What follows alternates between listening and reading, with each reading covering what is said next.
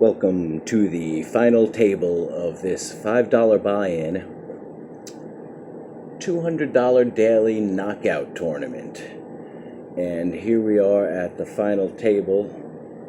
There was a starting field of 104 players, and 9 are left. And I'm in 6th place currently, according to this. And the payout for first place will be $66, second around $38, third around $22.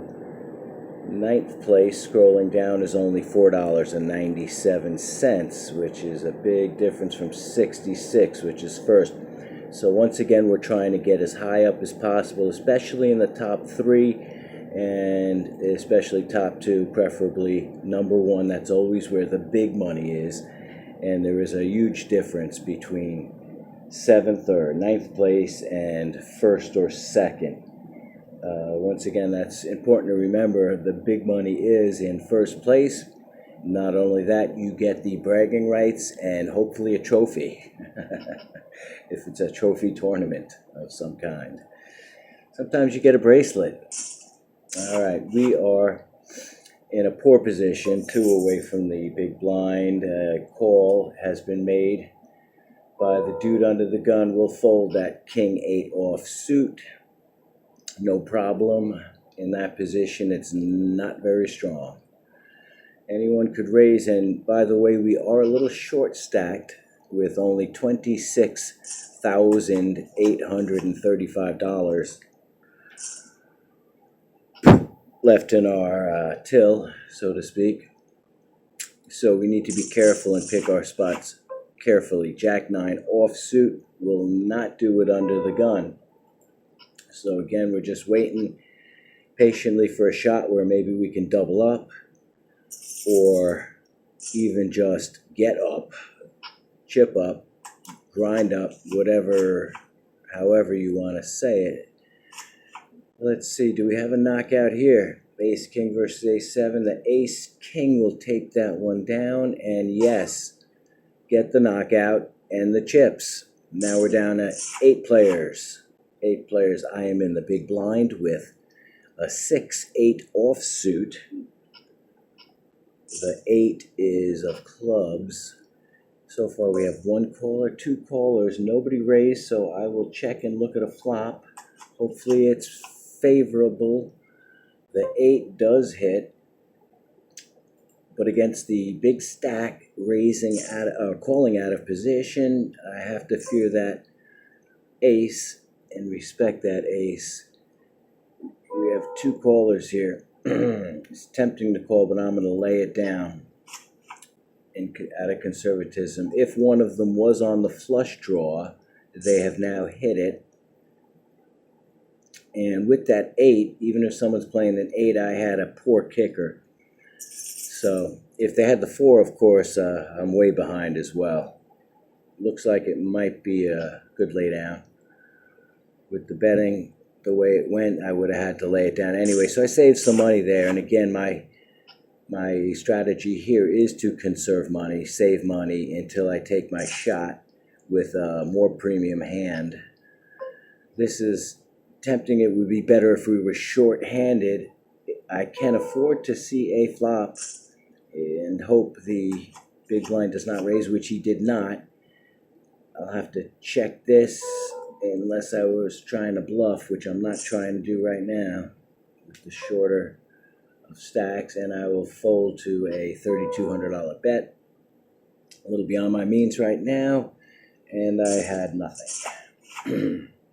Jack King looks very nice here. Reason being, the big blind only has around the same amount of chips as me. Unfortunately, with that raise, I have to assume I'm second best there.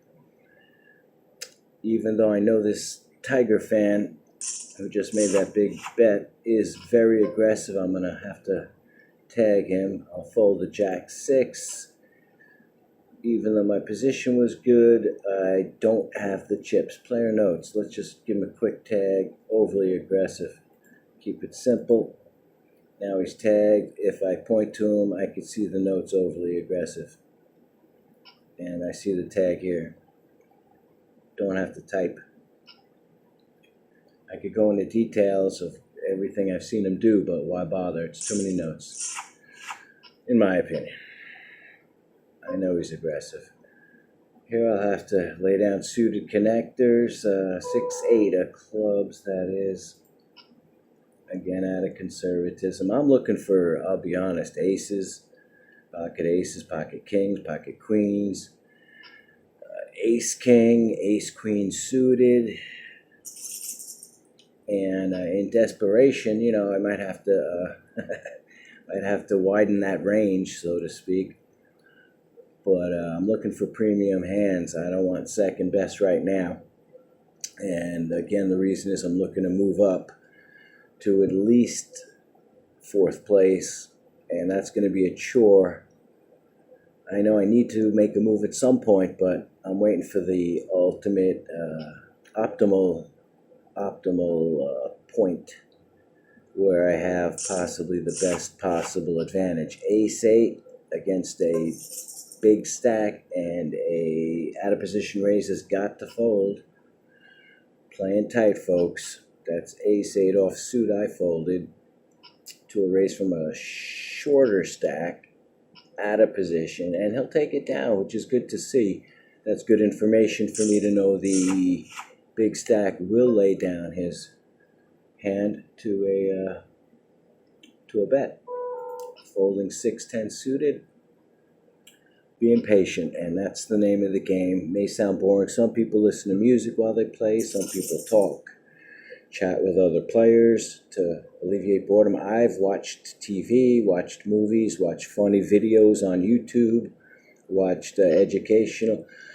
But if you want to win, ideally you want to be able to focus on what's going on and even take notes from time to time, as I've shown you with Tiger Fan there, so you can play to the best of your ability and seize possible advantages based on knowledge acquired from observing. So, if you can multitask, by all means, if this seems boring, which it is, to be patient and do something else at the same time. But if you want to win money, and if you're about the money and you love the game and love to see how other players are playing, maybe you want to pay attention strictly to the game. It's all up to you. Just depends on what you think works best for you. I used to think watching TV worked best for me, to be honest with you. But now I think if I'm going to be serious, paying attention's got to be the best bet. Now, this guy's name here is Are You Serious? And I have to tell you, yes, I am. I'm very serious. I want to move up in this tournament beyond 8th place, which I'm guaranteed right now with 8 left. But as you can see, the road's been rocky. In fact, this whole tournament for me has been difficult in that I have not gotten many premium hands at all, and I've had to grind my way up, folding the 5-3 off suit in the big blind, 2 pre-flop raisers. Ace queen versus jacks. Jacks flopped the set. Ace queen flopped a pair, and the jacks will take it down with the set. Bam. Another one bites the dust, and as you can see, we have moved up one more notch, and there are 7 left. Queen 10. Not too shabby. Unfortunately, we're facing a raise. Eldorado opened it up with a min raise, actually, to 3,200, but that's still quite expensive for me, and I'm going to continue my tight butt strategy. Call me what you will, folks, but I'm not looking to stick it in unless I have to at this point. And I'm getting close to there, but still being patient. That's the name of the game. It's about survival, folks. And at this point in the game, at the final table, it's about moving up notches. This might be as far as I go unless I can hit something soon. With the blinds going up as high as they are, let's see. I'm in dead 7th. If I can make it to 6, that's an extra $3, but I'm only getting paid $9.95. Now, I did not mention that with my 4 knockouts. Oh boy, this guy is short and raising out of position. I'm going to be tight. I'm going to fold that ace. The ace rag, ace 5 offsuit. I did not mention, with my 4 knockouts, I've already gotten my buy-in money back, which was $5. And with each knockout, they pay $2.50, so actually made $5 already in profit in this tournament just with my knockouts alone. Anything now is going to be gravy. I bought in for $5, as I mentioned before. It's a $5 buy-in tournament. I have 4 knockouts, which they will pay me $10 for. And now I'm looking to make an extra, hopefully, $60-something, and the bragging rights for first place. I might have to push just because I've been so tight. They're going to expect aces, and I'm up against a short stack. I got a call from Ace King. The 9s are in the lead. I'm in the lead with 3 9s. I can't lose, I don't think. But I was wrong. I was certainly wrong, unless I got a boat. It looks like the ace of clubs was my final demise in this tournament, ladies and gentlemen. Unfortunately, I took 7th place out of 104, and that was as far as I got with that club suck-out flush. Thank you for joining us today. See you next time.